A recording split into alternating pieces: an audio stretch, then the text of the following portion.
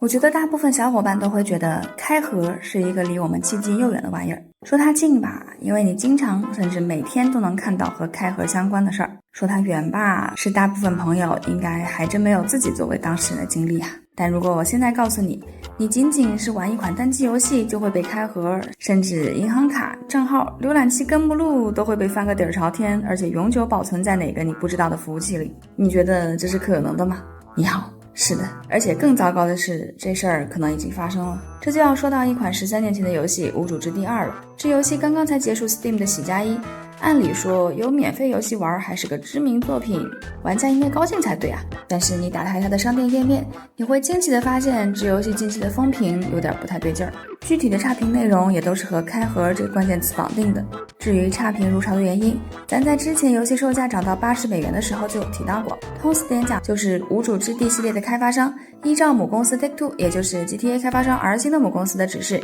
在用户协议中修订了多条不平等的霸王条款。比如条款中指出，任何形式的 mod 都会被视为作弊行为，一旦发现均按照封禁处理。你看，又是一个闲着没事喜欢在单机游戏中和 mod 对着干的厂商啊。另外条款中还将 VPN 纳入了封禁队列中，经常联机的玩家都知道，像这种国外游戏不开加速器，要么卡得要死，要么压根就进不了服务器。这么一搞，就相当于给中国大陆的玩家直接判了死刑了。光是这2点就足够逆天了。然而更逆天的还在后面，你必须用个人的信息资源作为交换，才能正常进行游戏。这里指的信息可不仅仅是简单的游戏账号、注册用的邮箱和电话，一旦你同意，游戏软件就能获取访问权限，对你的 PC 进行全盘扫描，收集你的真实姓名、IP 地址、信用卡、借记卡的信息、具体账户的用户名和密码、购物凭证、网站上的浏览记录、私人的聊天记录这类更加私密的信息。只想玩个游戏，谁成想不经意间就被全自动开盒了，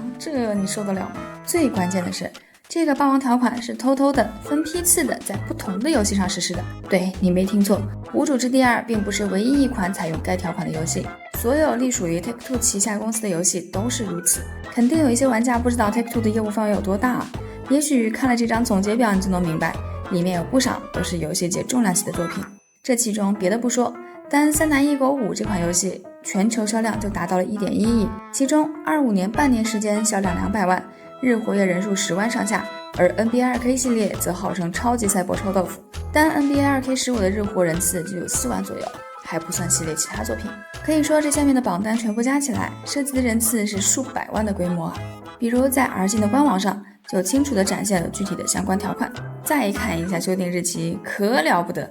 原来 R 星早在24年11月的时候就已经使用该协议了，借着游戏本身的高质量来打掩护，只能说 Take-Two 这招可真够阴的。而根据 Take-Two 的总官网来看， 2K 这边的相关服务条款是2025年2月28日改的，之后旗下的子公司也都在各自的官网上附和上了这一条。在那条用户协议保持不变的情况下， Take-Two 又额外附加了一条，而这一条就显得十分有目的性和针对性了。条款中写道，如果用户的居住地非美国、澳大利亚、瑞士、英国或欧洲经济区领土，那么就必须接受强制仲裁条款，并主动放弃集体诉讼和陪审团审判的权利。说白了，这就是为亚洲地区的玩家量身定制的啦。然而在最初开始执行的时候，亚洲这边的玩家丝毫没有发现任何异样，社区内也没有出现相关的讨论帖。不过外网用户在此事上讨论是挺多的，可能他们讨论的重点大多都是集中在禁 mod 上，所以在3月份的时候并没有掀起太大的热度。后来可能是因为 Epic 送了小缇娜的奇幻日记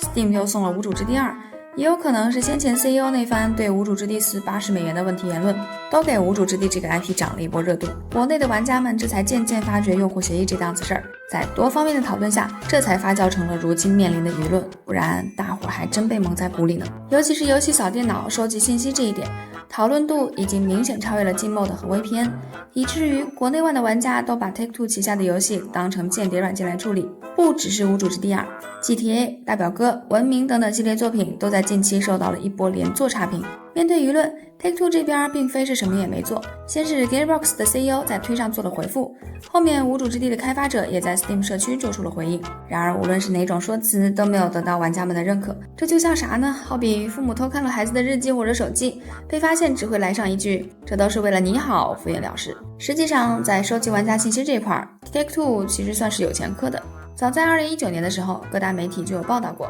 当时《文明6》这款游戏中捆绑了一个叫做 Red Shell 的间谍软件，后来在玩家的强烈抵制下，2K 这才服软移除了该软件。在国内的讨论环境中，我还发现了一个很耐人寻味的现象，同样是用了 Take-Two 用户协议， 2K 这边是一边倒的骂声不断，而 R 星这边有骂的也有护的。我其实能理解那些护着 R 星的人是什么心理啊，因为 GTA 和大表哥都是神作的代表，甚至可以说是堪称完美。很多粉丝即便知道，也不想接受自己所追崇的神受到一点玷污，说出了一堆我烦人一个扫就扫呗这样的唱衰言论啊。现在这个互联网环境，大伙儿都是裸奔上网没错，拿用户信息这事儿，国内的软件也没少干过，但再怎么说都是受国家监管的，可要交到外国公司手里，那可真不好说了呀。